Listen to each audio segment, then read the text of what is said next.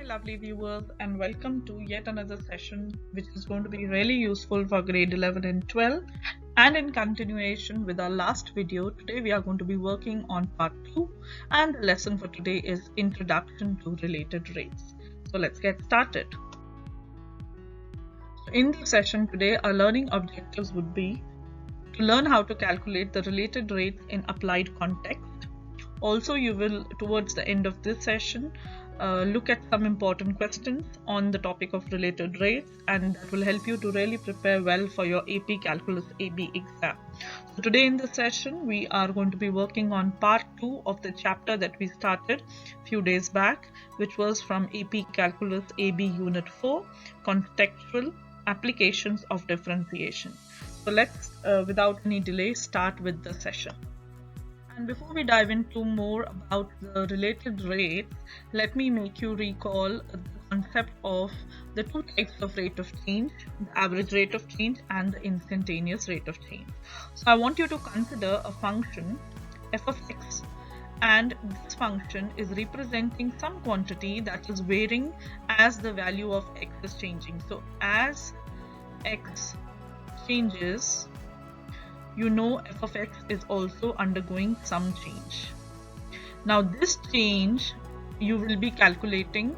You can either calculate it in terms of average rate of change, or you can calculate in terms of the instantaneous rate of change. So let's recall both of them one by one. The average rate of change tells you how fast this f of x is changing in a given interval. So this average rate of change always calculated from one point to the other. So for x equal to a to x equal to b, over this interval,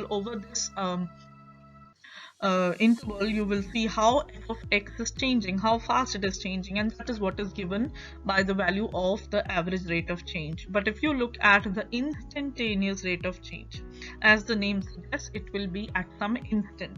So that will tell you how fast f of x is changing at some point or at some instant.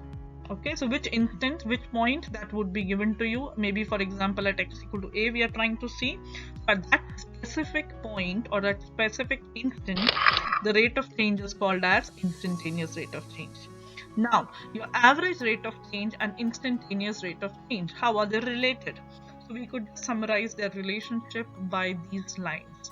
So the average rate of change can be said to be a rough approximation of the instantaneous rate of change. So if you have your instantaneous rate of change and it is from an interval, then you can just approximate the instantaneous rate by calculating an approximation of the average rate of change over that interval. Okay, so that's about the two types of rate of change. Second point that I want you to recall, students, is about the definition of a derivative. So when we started this unit on differentiation, we had defined a derivative. So derivative is also defined in this manner. So if you have your f prime of x, so we are talking about the first derivative here. So this first derivative is actually representing your rate of change of fx. So this is nothing but your rate of change of the function fx. So it is represented by f prime of x, which is equal to the limit of delta x going towards 0, f of x plus delta x minus f of x over delta x. So if you look at this function, this is nothing but the difference question. Or you could say it is also the average rate of change over this interval. Over which interval? X to x plus delta x. If you have this interval and the function is changing, then this is the average rate of change. Now, as you saw in the last slide where we were looking at the relationship between the average rate of change and the instantaneous rate of change, then we could say that f prime of x is representing the first derivative or the instantaneous rate of change, and that is equal to the approximation, or that is equal to the limit of delta x going to 0, the difference quotient, or the average rate of change. So this is an important relationship, and sometimes your rate of change just to not repeat the words, in a short form can be written as ROC. So this is a very, very important relationship which gives you a formula between the relationship of instantaneous rate of change and the slope of the tangent line. So this derivative will come out to be a limit. Let's quickly summarize. So your average rate of change between any 2 points or between an interval is represented by the slope of the secant line between those 2 points, whereas your instantaneous rate of change, which is at a single point or at an instant, is represented by the slope of the tangent line. So this is an important observation, and that's what is the basic difference between average rate of change versus instantaneous rate of change. So now that you know about these two rates of change, you have recalled their similarity, their differences. So let's now dive into our related rates concept. Let me now introduce you to this concept of related rates. As the name suggests, related rates means there are 2 or more rates and they are related to each other. So there is some maybe similarity or some difference, or in general in a certain relationship between the 2 rates. So related rates problems are actually your applied problems where we find the rate at which one quantity is changing. So as you can recall from the previous slides, the rate means the derivative. So the derivative of one quantity is changing, and how does it relate to, what is the relationship between the derivative or the rate of change of other quantities. So there can be more than one quantity, it might be 2, 3, whatever, it depends upon the question. But we are going to look at a related rates problem and see what is the relationship or what is the relation between those 2 or 3 different quantities which are changing. So let me give you a worked example. Here you see on the image there is a circle. It has a radius function RT. So it's a function of t. This is a quantity, and it's given to you that in the question, this is a question, let me read out for you. The radius of the circle is increasing. The rate of change of this increase of radius is given to you as 3 centimeters per second. This is given. Now at a certain instant t0, so your radius and your area at, this function of the circle, both functions of time. So at a certain instant, that means we are talking about the instantaneous rate of change. You can understand that from the statement. The radius is given to be 8 centimeters. Now what you need to find? You need to find the instantaneous rate of change of the quantity of AT, which is the area of the circle at that particular instant, T0, where your radius is 8 centimeters. So let's solve this, and first we write what is given to us. So the things that are given to you here are first of all the 2 quantities, the radius and the area of the circle. Both are a function of time. So RT represents the radius of the circle after t seconds, and AT represents the area of the circle after t seconds. Please note that as the radius of the circle is changing, its area will also change. So both are going to be function of the time. And also we need to be very careful about the unit. So I know that my radius is given to you in the unit of centimeter, and the area will definitely be square centimeter, because if you recall, for a circle the formula for area would be pi times r square, and r again is a function of t. That's about the first step of the question. Okay, so I hope students you have understood that this is a problem which is based on related rates. There are 2 quantities as you've seen, one is RT, one is AT. So we can define each rate of change for these 2 quantities by its derivative, by the first derivative. So r prime of t will represent the instantaneous rate of change at which your radius is changing with respect to time, and the unit will definitely be centimeters per second. Similarly, your a prime of t will represent the instantaneous rate of change at which your area of the circle is going to change with respect to time, and the unit would be square centimeters per second. Now let's read the question one more time and see what's given. So in the question it was given that the radius is increasing at the rate of 3 centimeters per second. So that tells you that this derivative r prime of t is equal to 3 for any value of t. That is what you get from what was given in the question. Now you need to say that at the certain instant t0 your radius is 8 centimeter. This is also given to you, and that tells you that the value of r at this instant t0 is 8. Okay, so now we are asked to find the rate of change of the area at that particular instant t0. So that means we are looking for the value of a prime at this point t0. So this is just the basic explanation, the step 1 towards the solution, and now we are going to proceed with the next step and calculate this value of a prime of t0. All know that the area of a circle, if I write as a of t, the formula is pi r square. So r is also a function of t, so I may write at as pi rt whole square.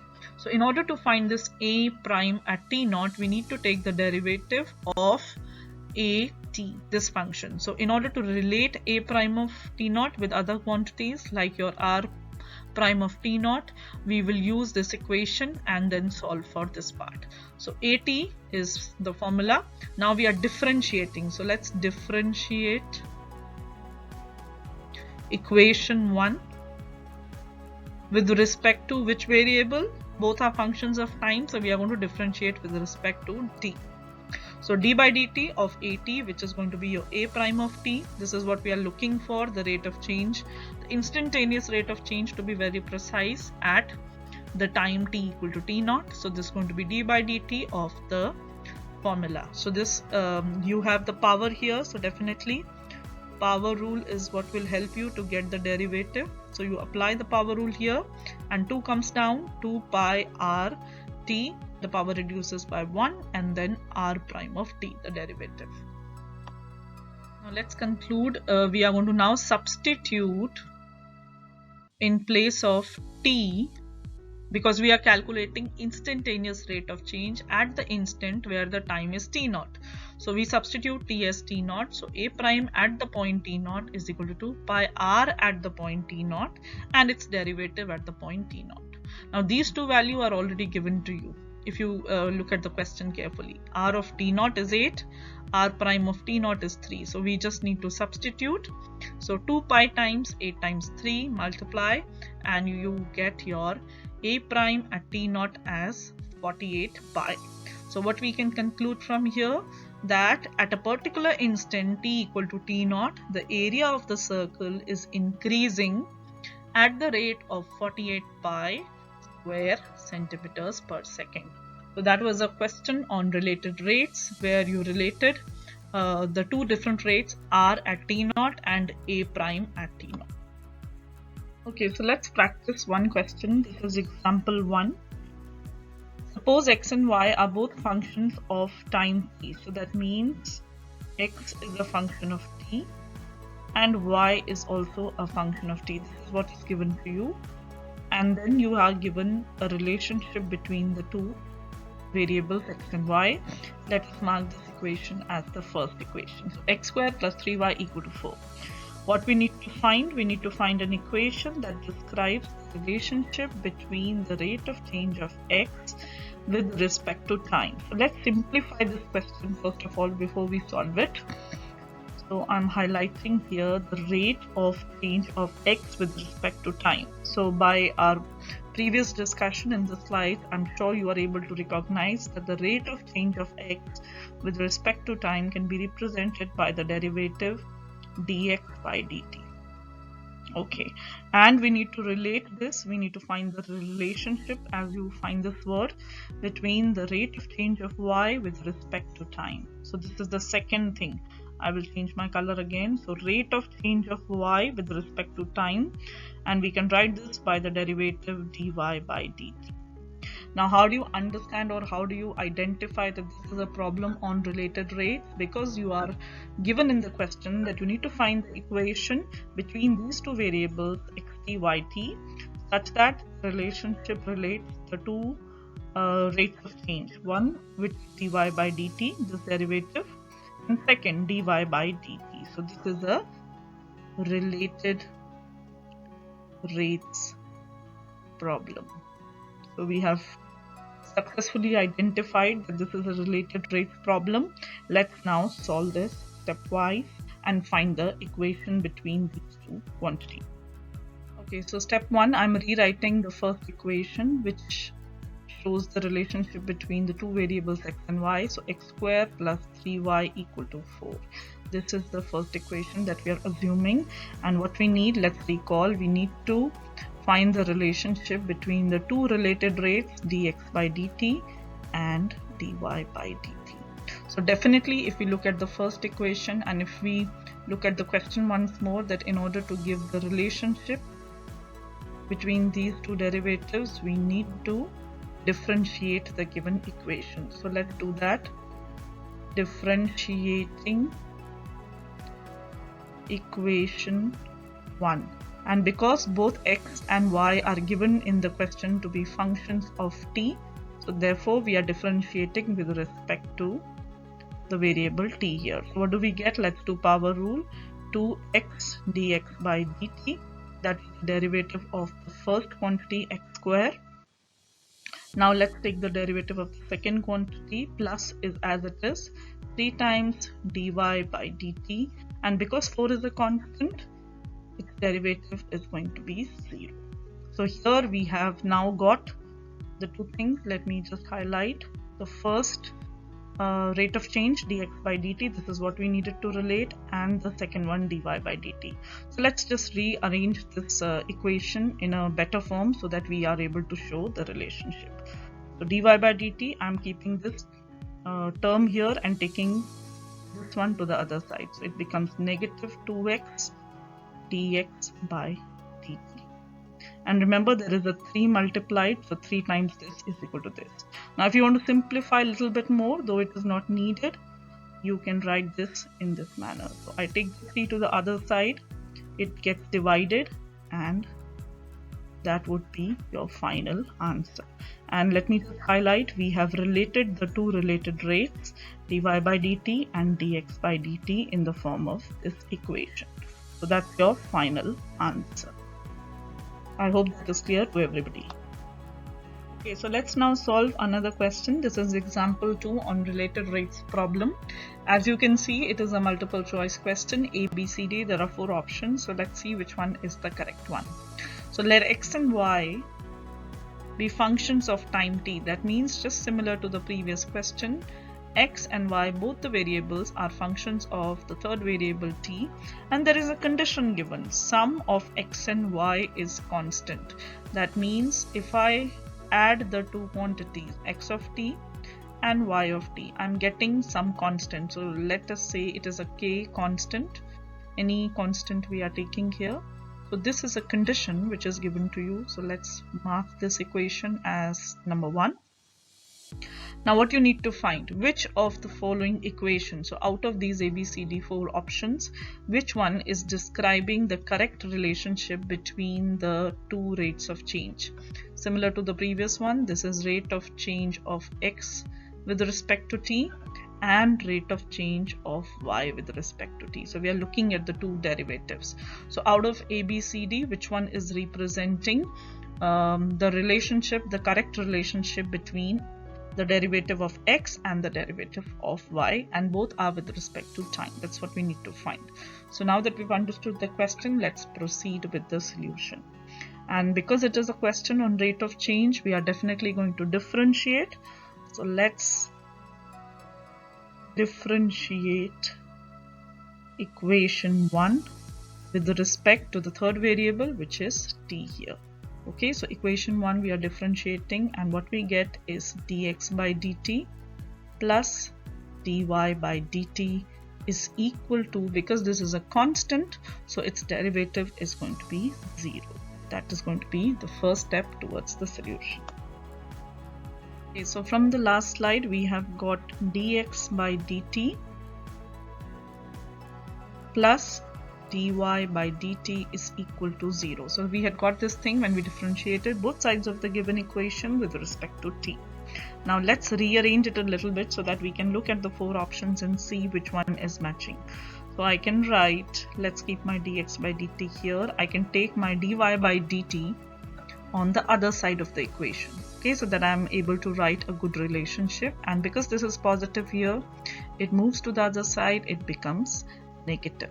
So this is your dy by dt. So dx by dt is equal to negative times dy by dt, and I'm quite sure now, looking at the options, you are getting which one is the correct answer.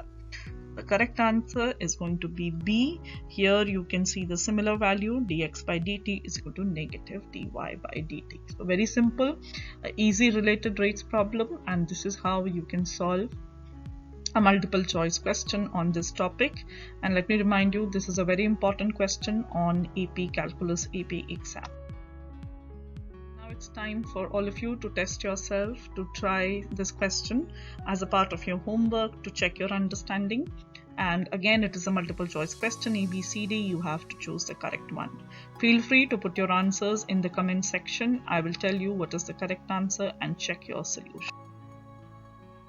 That brings us to the end of today's session. Thank you so much, my dear viewers and students, for joining. Until next time, this is Ms. Ruchika signing off. Don't forget to like, share and subscribe to my channel to receive more updates and notifications about coming videos. Bye students.